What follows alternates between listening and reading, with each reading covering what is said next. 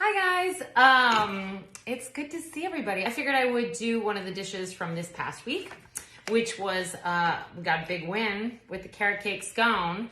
So gives me an opportunity to talk to you a little bit about some baking tips and also some of our new packaged stuff, which is so fun. It's been so fun for us to make it.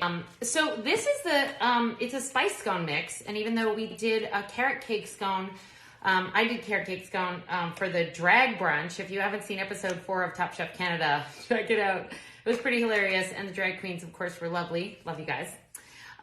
So this is a spice scone mix, and I didn't call it a carrot cake mix because I want you to be able to put whatever you want in it. Traditionally, at the kitchen, we put a lot of berries in, particularly blackberries are so amazing in a scone. You could totally do that here. You could add some pieces of orange, mango, whatever you want. So I kind of left it open-ended by calling it a spice scone. And in this, we actually have some pieces of orange, which is really fun because you just bite in and there's a little bright pop of sweetness. So with the mixes, you just dump the whole mix into the bowl. And what's really important when you're making scones is to have cold butter. So I'm gonna grab the cold butter from the fridge. You don't want it sitting out. It's gotta be super, super ice cold. So what I've done is I've cubed the butter. See, I've made some nice cubes. Keep it, I cube it, I put it back in the fridge. So you've got your mix in here. If you watch the show, you know that I love to use my hands. So clean your hands and then get your hands in there. I just take the butter and put it right in. This is the first thing you wanna do is get the butter in there and add your ingredients after. So I basically just get the butter mixed in with all the flour ingredients. And then what I'm doing is I'm squeeze the butter. And what that does is kind of makes the butter kind of flat and thin. That's what you want in your layers. That's sort of how like croissants and puff pastry works, is that the butter is sort of flattened out. For years I did this in the Cuisinart, and you can most certainly do it in a Cuisinart. If you put this in and just pulse it until the pieces are about the size of peas, you'll get a fantastic result.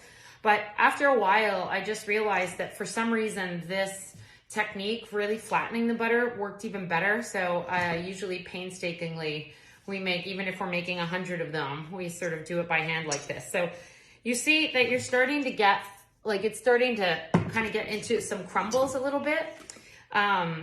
So I do this for a little while, and then what I want to talk to you about is cream versus milk versus buttermilk. So first of all, if you're in Canada, a lot of the time you can get buttermilk, but it's low-fat buttermilk. It doesn't have quite as much flavor as the full-fat buttermilk. If you can get your hands on full-fat buttermilk, I highly suggest using that. It gives it tanginess. It also really helps when you're using, there's baking powder and baking soda in here, and it really helps have a chemical reaction. The acid really has that reaction and gives you a nice kind of puff. If you don't worry. I just like to use cream and almost make like a cream biscuit. But I don't have any of that stuff today because it's a pandemic and I'm not going to go to the store, and I forgot a bunch of stuff at the kitchen. So I thought this would be a perfect opportunity to show you kind of some of the crazy things that I am known for and that I do, kind of making something out of nothing. We're almost there, kind of like squeezing this together. Feels so good. I love to get my hands in the flour. And you can kind of tell when it's done because you can just kind of feel the pieces feel a little bit like there's kind of like, you know, little marbles in here. Again, you don't want to do it too much because you don't want to melt the butter. But now you can kind of see I have like, kind of like some chunks in there. That's what you want. So the next thing I'm going to do is put in my carrots. I would say about a cup of carrots, but I like a little extra. So kind of maybe heaping cup of carrots. And if you want to grate them finely, you can. I like to grate them a little bit more chunky because they kind of give a nice texture throughout. So we'll get those carrots in there, and then I just toss them to coat, just so they're all coated with the flour. That's good. Don't even worry too much about it. This is also a good time if you want to add some nuts or some cranberries, like anything you want can go in there. And now for my trick. So all I had in the fridge was some sour cream. No problem. Sour cream is kind of like buttermilk, right? Sour, it's creamy, a lot of fat in it. I usually have 4 or 5 containers going at any one time. So I'm going to take a measuring cup, and what I'm going to do is fill it about 3/4 of the way. You could, I suppose, just put this directly in, but I don't think it's going to quite have the same effect. So maybe that's a little much. Okay. So I've put in about 3/4 there. And then what I'm going to do is add in a little bit of water And I'm essentially kind of making a cream or a milk. And I probably would normally do this in a bowl and measure 3/4 of a cup and a 1/4 cup. If you just stir this together, you're gonna get like a very loose but very thick cream. Sounds perfectly acceptable to me. So, you know, whatever you have. The truth is, if you put a little orange juice in here and mix it around, it would be fantastic. I would try to keep to the flavors of the carrot and the scone and the spices, but yeah, I'd say go for it. Try out some things. Okay, so I'm just gonna add a tiny bit more water here just to bring it up to the top. There we go. So now I'm gonna put this in here, pretending that's cream or milk or whatever you have. I like to use really heavy cream. Either heavy cream or whipping cream are my favorites. Okay, and then, so now you have your carrots in there, you have your cream, milk, whatever it is. If you know, probably if you want to use almond milk, it might be okay. It might not be as rich. Maybe you could add in a little coconut milk would probably work well. And then the thing about scones is that you kind of want them to be a little dry. They are technically a little dry. And then I just kind of like fold this around. All the wet ingredients tend to stick to the spatula. Get your hands in there. Don't worry about it. So I fold this around, and once I feel like, okay, I've got some pretty big clumps in there and there are no like major dry bits at the bottom, it's kind of like clumping together. Then I get in there with my hands.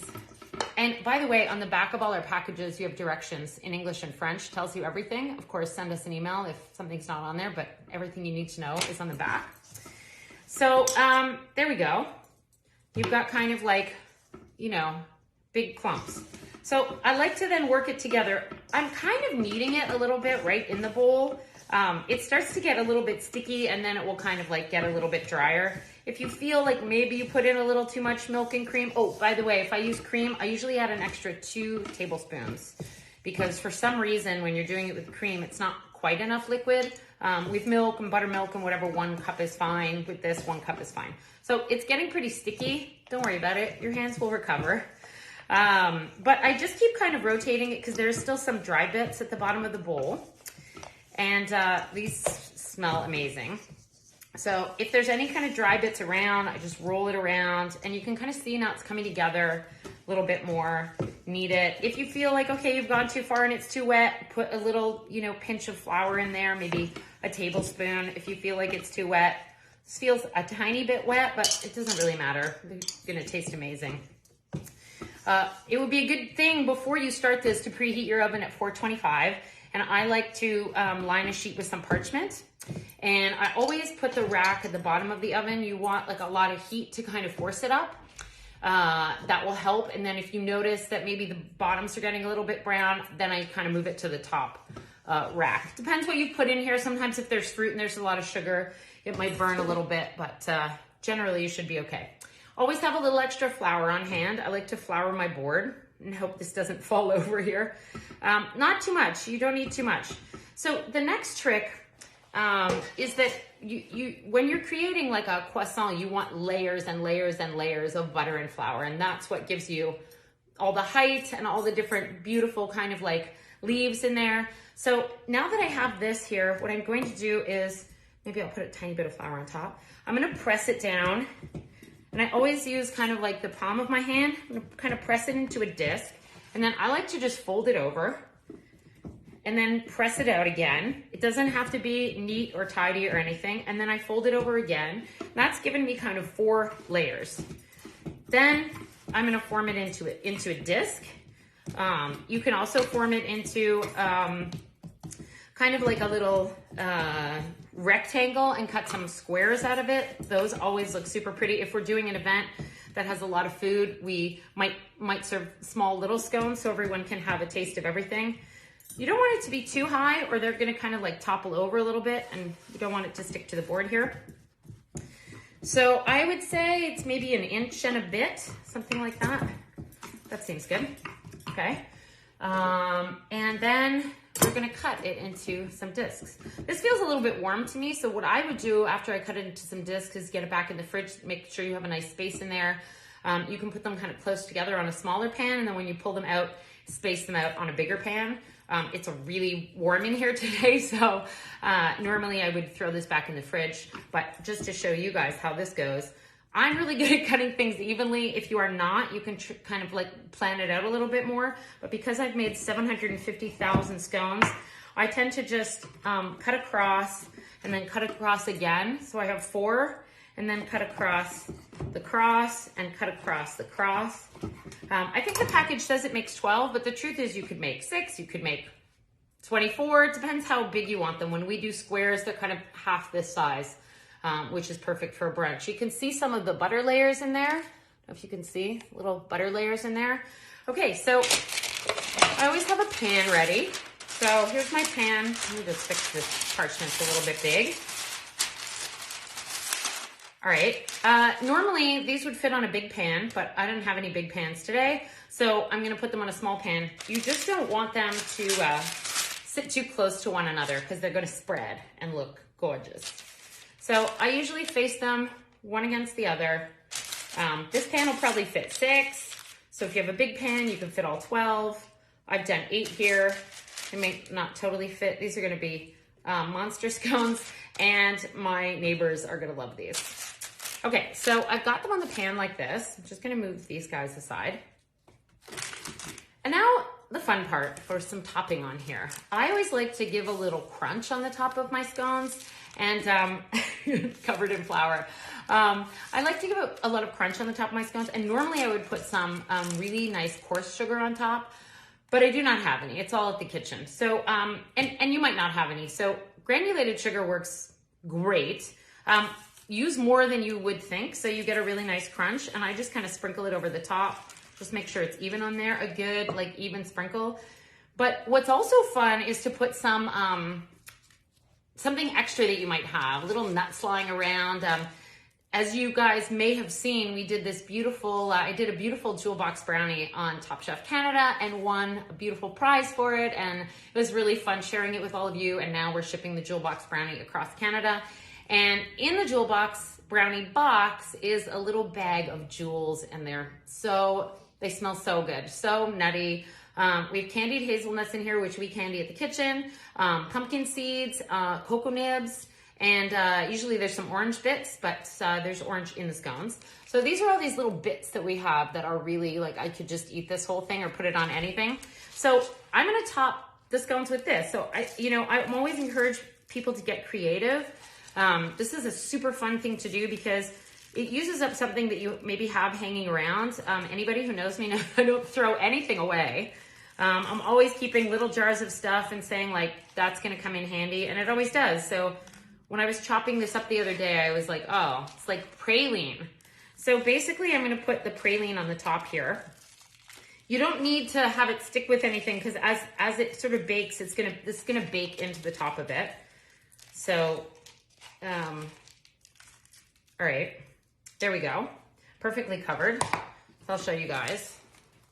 There you go. There's little granular sugar, which is fine. When it comes out, it's golden and crunchy and delicious.